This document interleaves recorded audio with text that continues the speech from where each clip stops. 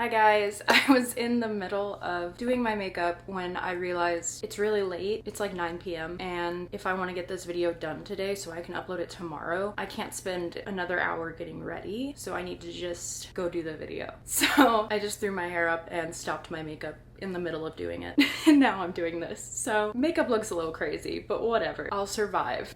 Today's video, no more freaking out about snails.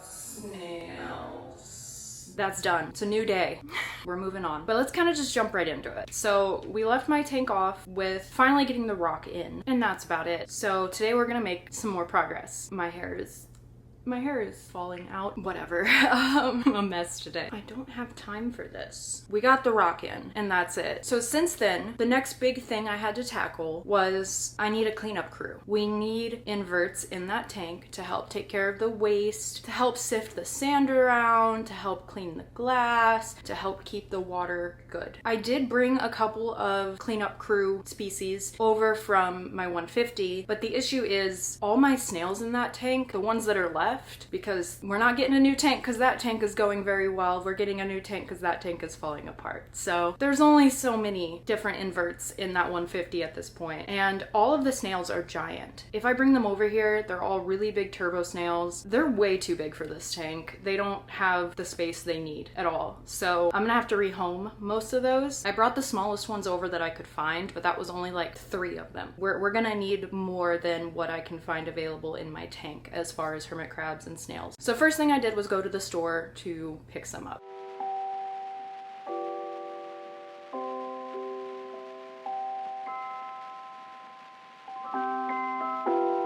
After I went to the store, I swung by my parents' house and went to check on my 150 just to do a little water change. Keep them existing until I can move all the critters from that tank over to this one. And oh my god, the tank is looking rough. It is bad. I think it's just getting worse by the day at this point. Every time I go over there, I do a pretty significant water change, but it's kind of just past the point of no return unless I'm there every day to work on it. It's just gonna keep getting worse. I was really tempted to bring my clownfish over just because how bad the tank is, but I don't want to rush things. I went ahead and got a couple more rocks from my tank and my sea urchin, which I was super nervous to bring over. I've had him for 7 years, which should give me a little hope that he can handle this tank because he's seen the worst of my 150 and survived. So he should be able to handle a newer tank that at least has none of that stuff, none of the like nitrates and ammonia and algae and all that stuff going on. But it is a newer tank, so it's not as stable as a more mature tank would be. But I felt like I really needed to bring him, judging by how that tank was looking each day. I felt like I didn't have much time left. I would be full of regret if I left him there and then came back the next time and found him dead. So I did bring him over, and I brought over 2 more pieces of rock. There's 2 more pieces that I think are really nice and will really help with the layout of the tank to make it look nice. After that, that's all the rock that I need. Everything else is going to be sold. One of the pieces that I brought today, I really didn't want to bring because it's just a big flat, I guess it kind of work as a base, but it's covered in mushrooms, so it can't be a base under the sand because there's mushrooms on it. So the only reason I brought it was because the mushrooms were on it. So after bringing my urchin here, I had to scrub all the algae off of him. I don't know exactly why he's covered in algae. If you look online, I was looking at different forums. I see people discussing that if an urchin is sick or unhealthy, it won't move around a lot and it'll allow algae to grow on it. So that could have definitely happened in my 150 considering the state that it's in. But other people said that if you have just a rampant algae problem, the urchin can pick it up as it's moving through the rock with the algae on it. So I don't know. Either way, I was very nervous about accidentally introducing the algae into this tank, and I wanted just to get it off of him because that has to be annoying to be covered in that. So I sat there forever and tried to scrub it off of him. It was a balance between being really gentle because I don't want to hurt him and still doing enough to actually get the algae off. So I was there for a long time. I was sitting for a good while with him cleaning up his body, but I did get the algae off so then he could be introduced into the tank. And thankfully, he's been doing great ever since he's been introduced. While I was at the aquarium shop to get the hermits and the snails, I also grabbed a couple more goodies. And then I was back home, the urchin was clean, it was time to get everyone in the tank. Sadly, the aquarium store that I went to was running really low on snails. So they only had a couple. I think I got like 2 Asteria snails, Astrea snails, Asterina. Astrea. I think I only got like 3 snails, that because every other snail they had was giant. So I only got 3 more snails. I got 10 hermits just to start things off, make sure they do well, and then I'm gonna go and get 10 more. Everyone has been doing great. I also have like a handful of emerald crabs in my 150. While I was doing a water change at my house, I happened to see one, so I just scooped them up and brought them with me. Hopefully I'll be able to find the rest of them and bring them over next time, but for now we got 1 emerald crab here as well. Since putting everyone in the tank, they've all been doing fine. None of them have passed or looked unwell or anything like that. They're all doing great. They're eating great. Yeah. Next, I had to clean the 2 new pieces of rock I brought with me. The only reason I picked these 2 pieces of rock is because they were covered in coral, so I needed to bring that coral over or sell it. Just starting this tank off, green star polyps and mushrooms are both super easy corals, about as easy as it gets, so I figured it's good to bring them over, and they aren't doing too well in my 150 at the time, so time is of the essence. I need to go ahead and get them over here before they start to bleach out and die. The 2 pieces of rock I brought over were absolutely filthy. One was mostly covered in green star polyps, so it was easier to clean. The other one was just full of crevices. It's a big flat plate kind of rock, and it was filthy. So I used the reef dip on it, and then I went through manually, picked all the little critters out, and then scrubbed as much as I could because it was filthy.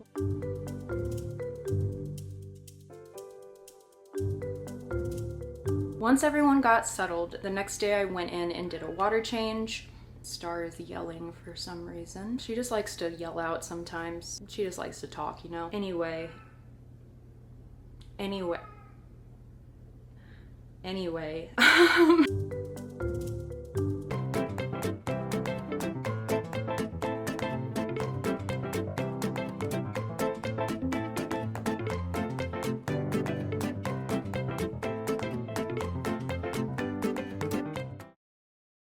I zoomed in right here to show the snail because I thought it was kind of funny how fast he was zooming across with the sped up footage. And that's when I noticed that there was a hermit crab riding on top of the snail.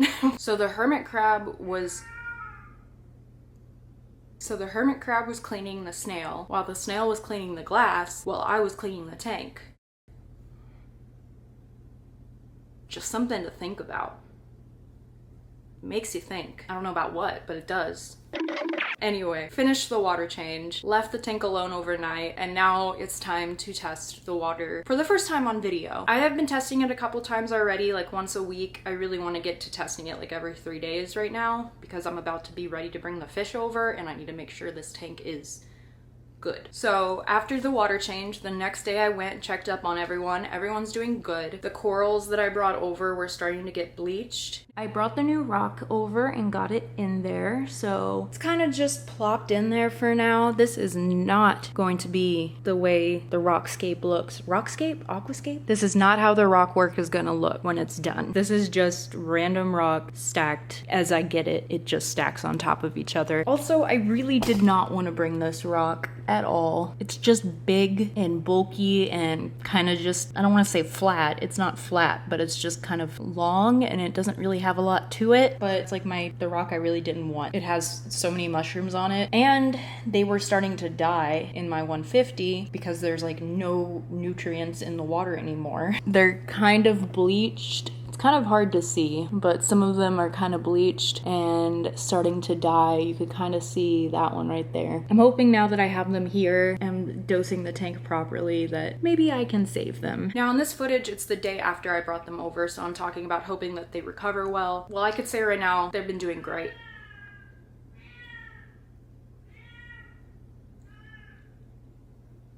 Well, I could say right now that they've been doing great. Their color's all coming back. Everything's looking really good. One of the reasons they're doing so well is because of the calcium test kit I bought. Thank God I bought it because it showed me some things that I needed to fix. I fixed it and now everything's doing great. I will say in the case of the urchin, he's been doing great since I brought him here, but I really don't know if I can continue to keep him because the tank is just far too small for him. He's been in a 150 for like 7 years, and who knows how old he is on top of that. He's not just 7 years old. I don't know how old he is. I've had him for 7 years, but I don't know how old he is. I don't want the rest of his life to be in a little box that like is way too small for how big he is. So I can't see any reason why I would not rehome him. So I'll be doing that next time I go to a fish store, which does suck because I've had the little guy for so long, but I'm gonna do a water test right now. I've been testing the water every few days. I'm gonna do another one right now. One thing that I was worried about was the calcium levels for the corals. So I got a calcium test kit and I ordered a bunch of calcium supplements online. But when I went into my garage, this was in the very first box I checked. And it's old, but it's never been used. It's been closed this whole time. And I looked it up and there doesn't seem to be an expiration date. Since it's just granules, I don't think it expires. I got a lot of it, so that works. So yeah, let's test the water and go from there. So for today, the test kit is just an API saltwater test kit. It's one of the more affordable test kits. I had a much nicer one that had like every possible element that you might need to test for. And it was digital, where you would just take the sample and stick it in there and it would read it, which was really nice, but they expired. I will get it again eventually because I really liked it. But for today, we're just gonna use this one. I'm going to get all of the samples I need. It's a little annoying not having the other test kits come with a little dropper to get the exact precise amount, instead of having to dunk this in there and try to just wait until it measures out the right way. Last one. What I'm looking for mainly is making sure the pH is right, because it's been a little low. And then I'm looking for any nitrate or ammonia blooms, because this is a new tank. I've been adding tiny bits of food to it every other day to get the tank used to handling waste. But yeah, let's go see the results for this.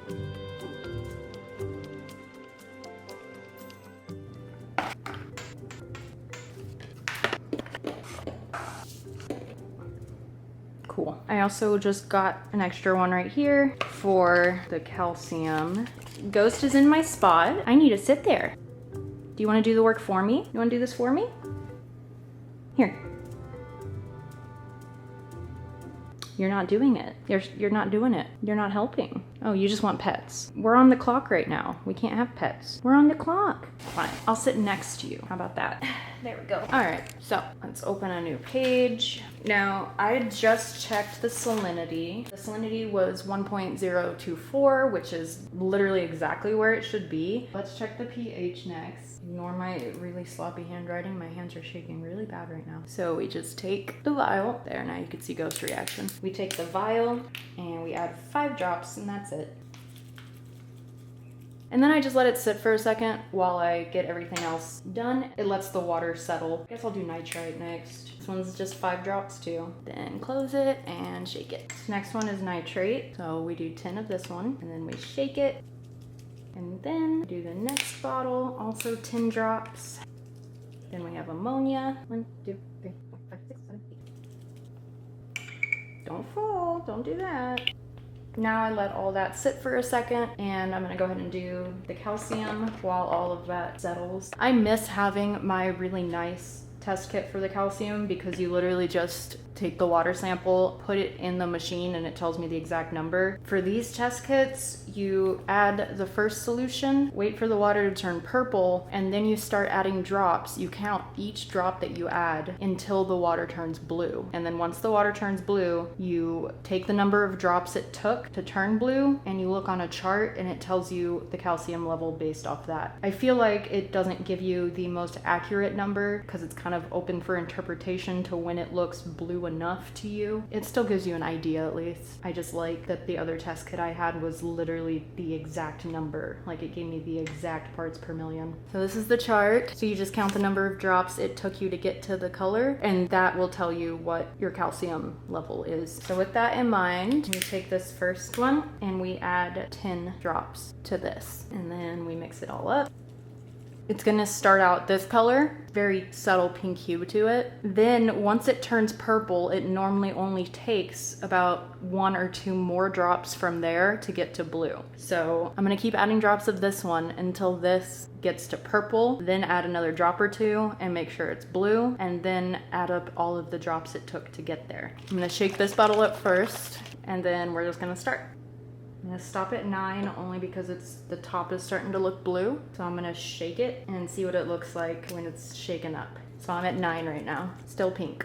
10, 11, I'm gonna stop again at 12 because it looks like it's starting to get purple. And it's blue. So This is where it comes into interpretation. At 9, I stopped and shook it, and it was clearly still pink. For drops 10 and 11, I didn't stop and shake it. Hypothetically, I don't know if it could have turned blue at drop 11 instead of drop 12. I'm gonna just assume that 12 is the correct number for it. But either way, 11 or 12, it still gives me an approximate. So 12 drops means my calcium level is 260. Now, 260 is very low for a reef tank. My corals do not have enough calcium at all. If I remember, this is probably a little off the exact number, but I think it's around 360 parts per million is like the bottom end of what is okay. So this, I'm only at 260. So I need to increase my calcium levels by at least 100 parts per million, but even the mid 400s is also perfectly acceptable. So this absolutely needs work. Going back to these, let's see if I can zoom in. For this one, the pH, you just push it up against and see where the color falls. Again, these readings are, I guess, always going to be approximate because you're interpreting the color. We're not getting exact numbers. We're looking at a color and deciding what the color it's closest to is. I personally think I want to get it to 8.2, but that doesn't look like that to me. This looks like 8. It's darker than 7.8, but it's not to 8.2, so it's probably around 8.0. So I still need to keep dosing the tank to raise the pH. Ammonia should basically always be at 0. Anything above that means you need to do water changes because ammonia can be painful to the snakes. I'm sure ammonia isn't good for snakes either, but that's not what we're talking about. Ammonia can be painful for fish. It can burn their scales. It's not good for them. You don't want them to be swimming in waste. You always want to aim for this to be 0. And that's what it looks like it is at right now, because this is a light green, and I wouldn't call this a light green. I would think it's more that color. Now we're gonna look at nitrite. Also something you want it to be always at 0. If it starts getting higher, you have a big problem. Every test I've ever done on any tank, I've always gotten 0 on this, and that's what you want it to be. So that's 0. And nitrate. Nitrate, obviously the best case scenario is always gonna be 0, but you wanna keep it between 0 and 5. It's also something that just gets higher with waste. Fish are not going to be hurt by 5 parts per million of nitrate, but you want to aim for 0, of course. My problem with this is, I don't know if you guys can see very well, but this looks like a lighter yellow to me than this. But this is orange, and this is not orange. But this isn't really the same, at least in my vision right now. I'm not sure how the light picks up on the camera. This is more of like a dark yellow. It's not orange, but I would think since this is so light and this isn't that light, that means it's somewhere between 0 and 5. I'll just put between and I'll keep doing water changes and test again. And that's everything. Salinity good, pH low, calcium low, ammonia good, nitrate good, nitrate a little high. So what I need to do, I'm gonna continue raising the pH, start dosing for calcium, and continue water changes, monitor the nitrates. That's that, I guess.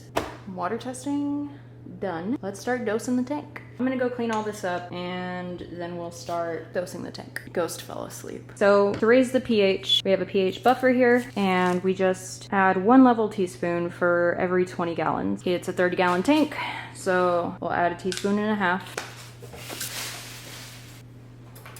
What are you doing? What? You having fun? I don't even know what you're trying to do. What is he doing? What are you doing? You're gonna fall. So after doing the test, I knew I needed to keep doing water changes to monitor the nitrates. I needed to keep adding the pH buffer to raise the pH, and I needed to start dosing my tank with calcium. He's sitting on the lid.